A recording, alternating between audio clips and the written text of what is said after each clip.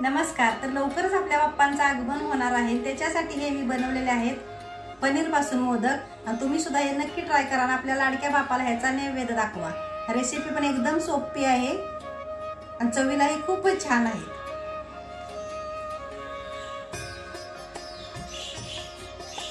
तर इथे बघा, हे मोदक बनवण्यासाठी मी 125 ग्रॅम पनीर घेतला आहे। ते अशा प्रकारे बारीक कट करून घ्यायचं। तुकडे आपल्याला बघा नंतर मिक्सर मध्ये बारीक करून घ्यायचे आहेत। ते बारीक केल्यानंतर अशी मस्त पैकी क्रीमी पेस्ट तयार होईल त्याची। तर इथे बघा आपली पहिली स्टेप पूर्ण झालेली आहे। आता आपण दुसरी स्टेप काय करायची ते बघणार आहोत। इथे बघा गॅसवर मी आता कढई ठेवली आहे आणि त्या कढईमध्ये आपण जे पनीर बारीक केलं होतं ना ते घालून घ्यायचं। आता त्यामध्ये आपण अर्धा कप दूध पावडर घालणार आहोत आणि अर्धी वाटी दूध। मी त्याच्यात केसर घातला आहे, तुमच्याकडे जर नसेल तर ते नाही घातलं तरी। आता हे मिश्रण आपण एकसारखं असं हलवून घ्यायचं जोपर्यंत ते कढईला सोडत नाही।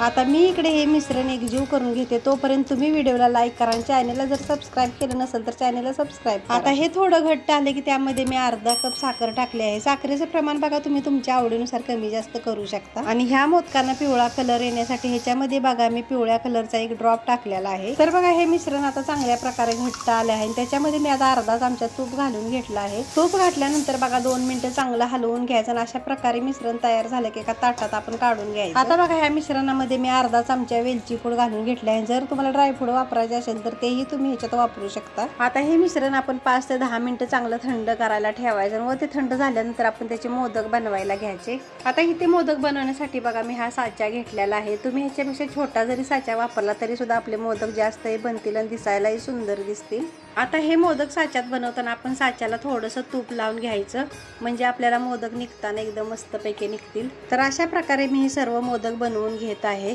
तुम्हाला कशी वाटली ही मोदकाची रेसिपी कमेंट करून नक्की सांगा। हे मोदक बनवणं बघा खूपच सोपं आहे आणि अगदी कमी वेळात आपले मोदक तयार होतात। ह्या वर्षी तुम्ही आपल्या लाडक्या बाप्पाला अगदी घरच्या घरी असे मस्तपैकी मोदक बनवू शकता। अजिबात बाहेरून आणण्याची गरज नाही। अशाच सोप्या सोप्या रेसिपीसाठी आपल्या चॅनलला सबस्क्राईब करायला अजिबात विसरू नका। आणि हो, व्हिडिओ आवडला तर प्लीज व्हिडिओला एक लाईक नक्की करा।